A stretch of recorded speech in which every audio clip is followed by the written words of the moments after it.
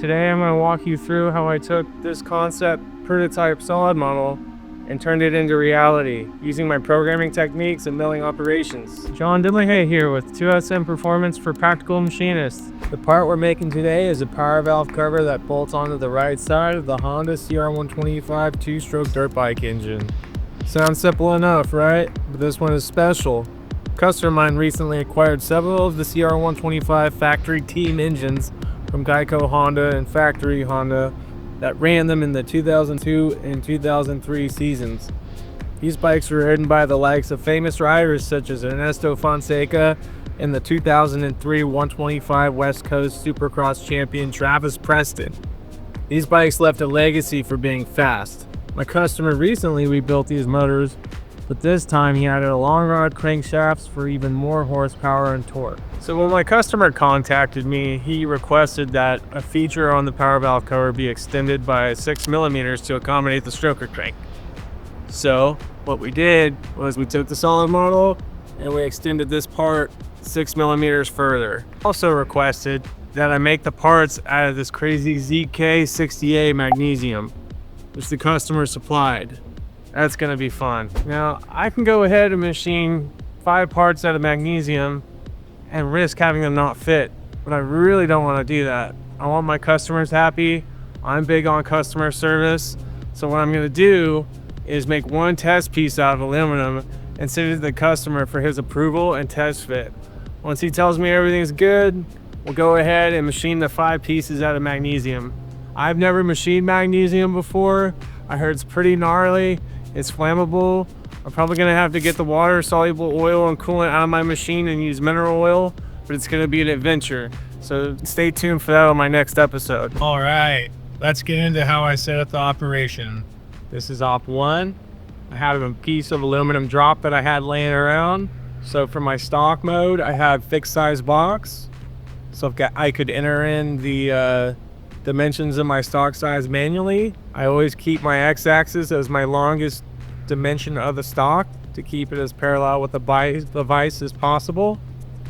For my model position, I always set my model position off the Z plus, off the top, to leave as much stock to hold on to as possible for rigidity and also for cycle time, so I don't have to face off too much material on top of the part.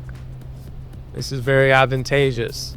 Also, I like to set my work coordinate system in the center of the stock. Some people like to set it in the corner, but I figured if I set my work coordinate system in the center, if my offset is off by any amount, I have a better chance of salvaging the part if my WCS is in the center. So for thick parts of the bolt pattern like this one, I always spot drill and drill first. For this one, I went with the peg drilling cycle all the way through the part. Not only does this give us the feature to locate off of for op 2, but if for any reason a crash happens or the stock pulls out of the vise throughout the roughing process, I'll have a hole to re-indicate or probe off of and be able to continue machining the same part if it's salvageable. For the rough milling operations, I went with the traditional 2D adaptive roughing pass by selecting the silhouette of my part's geometry and choosing outer loops only. I'm running my spindle at a max of 8,000 RPM with a 1/2 inch roughing end mill set to a 50,000 step over.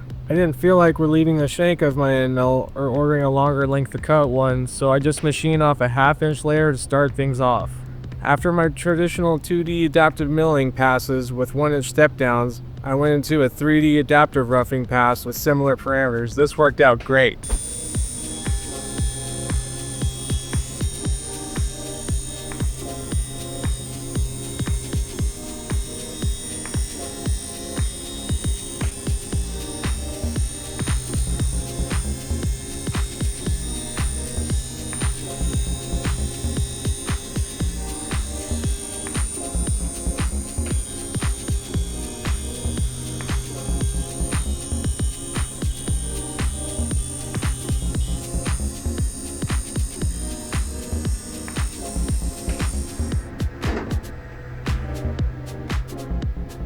After roughing, I started off the finishing process with 25,000 step overs around the perimeter of the part with a 3/8 bullnose end mill. This completed the 60 thousandths radius features around the outside edges of the cover. Next, I elected to run the 3D contour finishing passes of the main cover body with a 1/4-inch ball nose ML at 8,000 RPM and 525 surface feet per minute.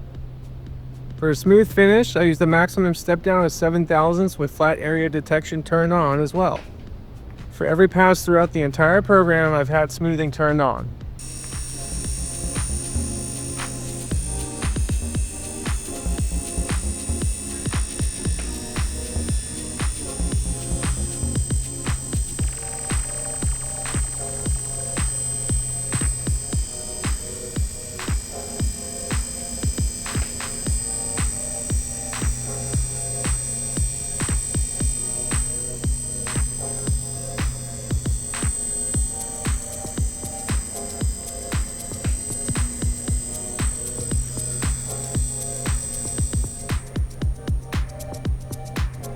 I'm going to level with you guys here and admit that the chamfering operation didn't come out as well as I hoped.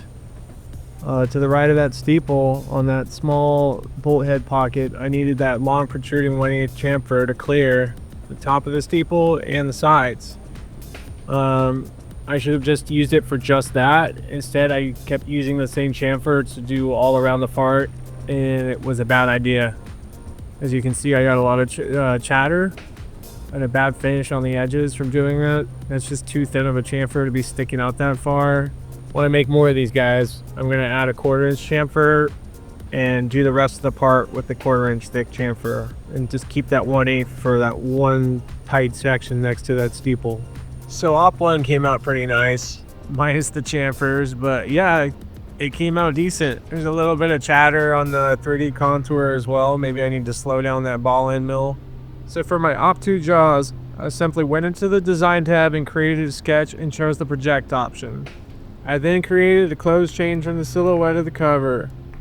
Then I copied the projected chain and pasted it into the sketch of a new drawing where I already had the jaws sketched out with a 3/4 shim. Once I had the sketch geometry where I wanted it on the jaws, I then extruded the sketch into a solid model. Once I did that, I was able to program my passes.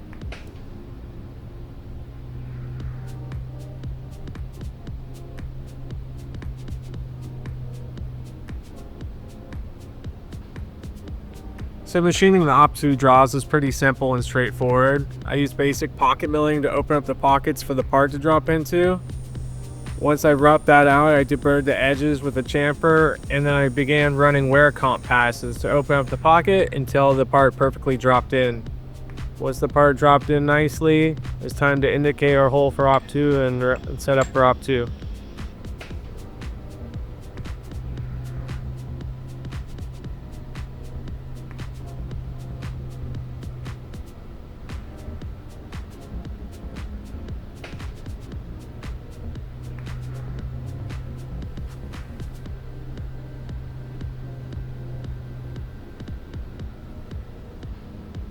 I selected the front left hole as my work offset location for X0, Y0. For Z0, I like to set the top of the model face, not the stock top face. I do this because when I mill my outline contour on Op1, I always set my bottom height 10 thousandths lower than the model. On Op2, I also set my Z0 10 thousandths lower than the thickness of the remaining stock, so that when I face my part, there's no risk of excess burrs from the remaining stock being removed. My overall thickness will be in a close ballpark as well. And when I touch off my tools on top of the remaining stock, I subtract the remaining stock, then an additional 10 thousandths on top of that to set my tool plane.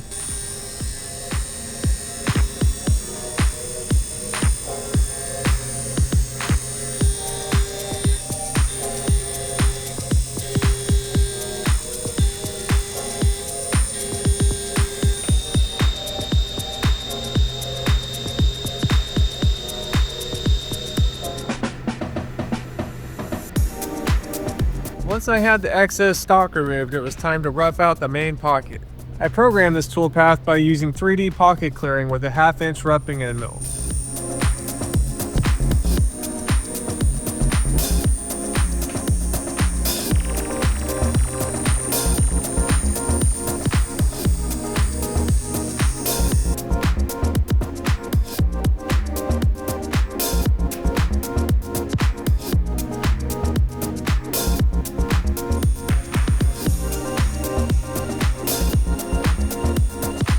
clearing out the deep left steeple pocket and finishing out the bottom floors, I opted for a 1/4-inch ball end mill.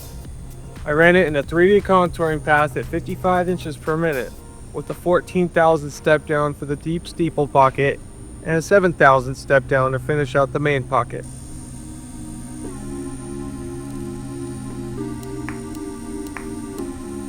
I then finished out the flat section of the main pocket with a square 1/4-inch end mill.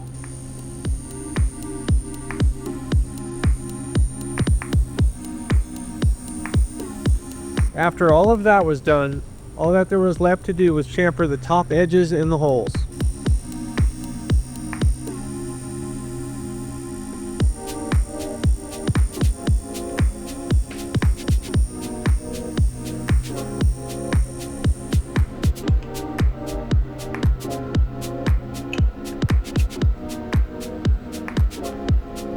I'm really happy with how this Ep.2 came out on the first try.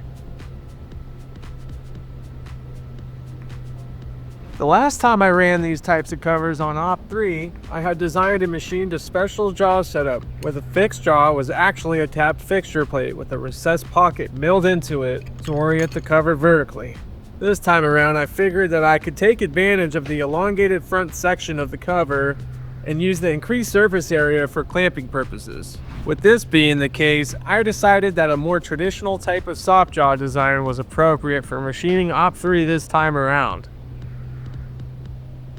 My only issue was that once the cover was clamped inside of the jaws, I still didn't have any holes or corners on the cover that I could locate off of and set my Ep.3 WCS. I got the idea to create a sketch off of the bottom of the cover and add a circular feature exactly 1 inch from the drilled hole.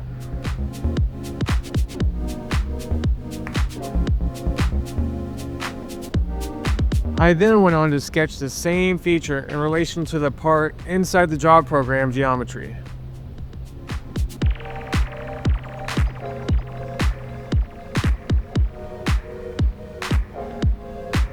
The circular pocket cut into my jaws became my work coordinate system, and the bottom of the pocket became my Z0.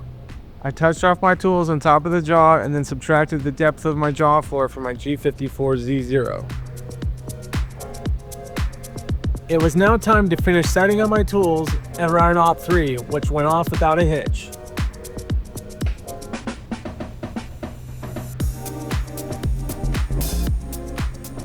For the first tool, I ran a 1/4-inch square end mill to face where the spot drill would go.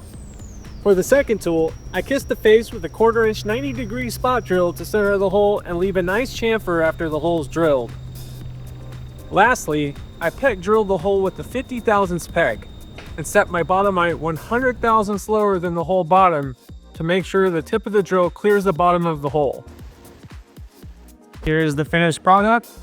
I think it came out pretty nice. Didn't go exactly how I wanted it, but next time we make more, I know what to do. I just gotta send it out to the guy, have him test fit it on the bike, make sure everything fits, and then we'll make 5 more out of magnesium. And that will be a whole nother adventure.